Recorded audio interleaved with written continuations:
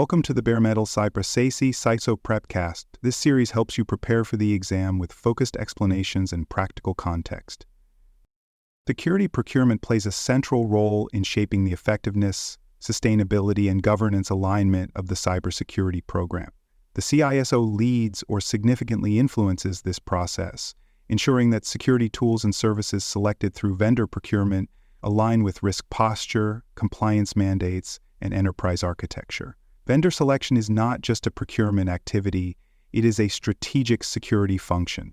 The CISO collaborates with legal, procurement, finance, and IT leadership to create a structured, transparent evaluation process that balances innovation, performance, cost, and vendor viability. Security procurement decisions carry long-term implications, and the CISO is responsible for communicating the rationale behind vendor choices to executive stakeholders, including how those choices mitigate risk and support program objectives. By managing this process with discipline and cross-functional cooperation, the CISO reinforces security's role as a strategic enabler, not just a technical function. Defining clear and actionable business and security requirements is the foundation of effective vendor evaluation. These requirements must address functionality, technical integration, regulatory compliance, scalability, and long-term support expectations. Requirements should be tied directly to control frameworks such as NIST, ISO 27001, or PCI DSS to ensure traceability and audit readiness. Stakeholder input from operations, compliance, and IT ensures that selected solutions meet both technical and business needs. The CISO must help prioritize requirements into essential versus optional features, commonly referred to as must-have and nice-to-have distinctions. Requirements should also anticipate future capabilities such as automation, cloud readiness, and API extensibility. When requirements are ambiguous or incomplete, vendor responses may misalign with organizational expectations. Clear articulation helps avoid costly missteps and ensures better procurement outcomes. Understanding the differences between RFI, RFP, and RFQ is critical to driving the right engagement at the right stage of vendor evaluation. A request for information, or RFI, is used during exploratory phases to learn about vendor capabilities, market trends, and solution approaches. An RFP, or request for proposal, is a more formal document that solicits detailed solutions based on defined business and security needs. The RFP typically includes evaluation criteria, submission requirements, and use case scenarios. An RFQ, or request for quote, is more narrowly focused and used when the solution is well-defined and cost comparisons are needed. CISOs may initiate or heavily influence RFIs and RFPs to ensure the documents reflect security requirements, integration scenarios, and governance concerns. The scope and timing of each document depend on project complexity and risk sensitivity. Early engagement in these processes allows the CISO to shape the conversation before procurement momentum builds. For more cyber-related content and books, please check out cyberauthor.me. Also, there are other podcasts on cybersecurity and more at baremetalcyber.com. An effective RFP for a security solution includes more than just technical checklists. It should articulate key use cases, business drivers, technical architecture, and security expectations.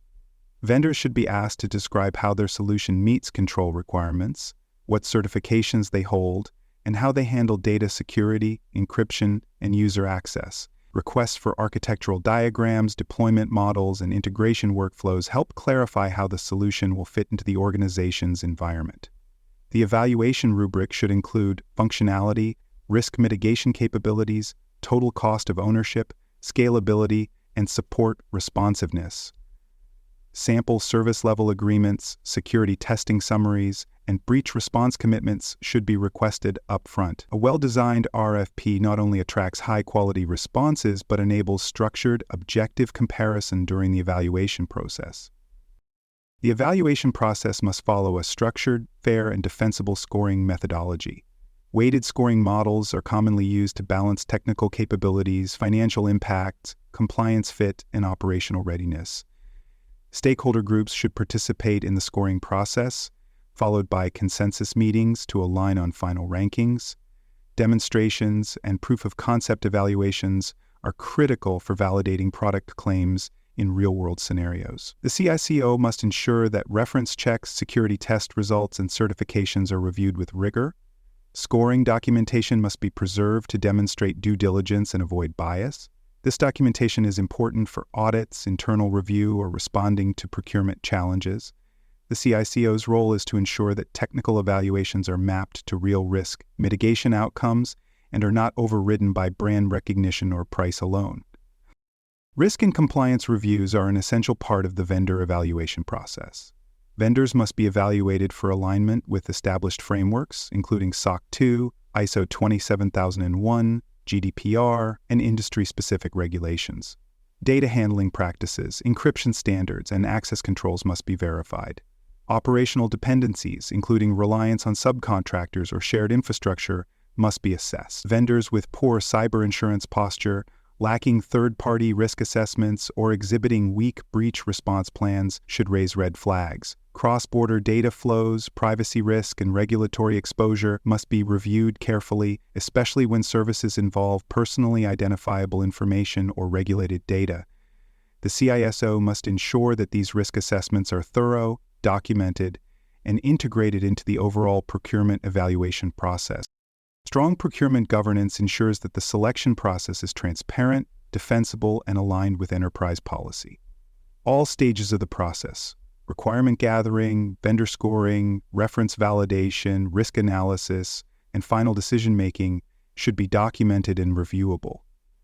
Security team sign-off should be a mandatory component of any procurement involving systems, data, or access controls. Procurement workflows should track approval timelines, risk exceptions, and any contract deviations. Contract documentation should reflect security expectations, including support for future reviews, renewals, or termination clauses. Proper governance not only supports audit readiness, but ensures consistency across multiple procurement cycles. The CISO's visibility into this process is essential to avoid security being bypassed or deprioritized during negotiations. CISO collaboration with procurement and legal teams is key to embedding security into contracts and supplier relationships. This includes reviewing service-level agreements for security monitoring, availability, and breach response timelines. Contracts must include rights to audit, data ownership declarations, and explicit clauses about subcontractor use and responsibilities.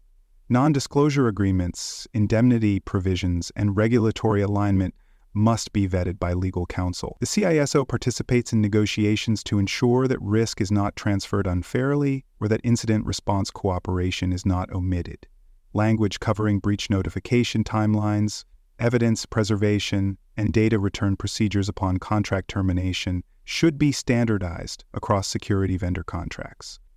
The CISO's engagement in contract review is not optional. It ensures that post-procurement activities remain compliant, accountable, and aligned with policy. Security leaders must also guard against common pitfalls in vendor selection. Over-reliance on vendor reputation or branding can result in solutions that do not meet specific needs. Skipping proof-of-concept testing or reference validation under time pressure increases risk. Neglecting to account for total lifecycle costs, including integration, training, and maintenance, can result in under-budgeted projects. Security requirements may be overridden by business expediency unless the CISO maintains clear alignment with leadership. Another common issue is the failure to monitor vendor performance after the contract is signed. Without ongoing oversight, security expectations may degrade over time. The CISO must advocate for comprehensive procurement planning, ensure that performance tracking is in place, and maintain influence across the vendor lifecycle. On the CCISO exam, procurement and vendor selection are tested through both direct terminology and scenario-based decision-making. Candidates must understand terms such as RFI, RFP, SLA, evaluation matrix, and third-party risk. Questions may involve conflicting priorities, tool comparison, vendor onboarding decisions, or contract review. The exam assesses how CISOs enforce process integrity, apply risk-based evaluation, and support cross-functional alignment with procurement, legal, and finance. Candidates must also understand how vendor procurement links to security governance, compliance readiness, and audit documentation. Mastery of this topic demonstrates the CISO's ability to manage vendor relationships strategically, from initial evaluation through contract execution and ongoing oversight.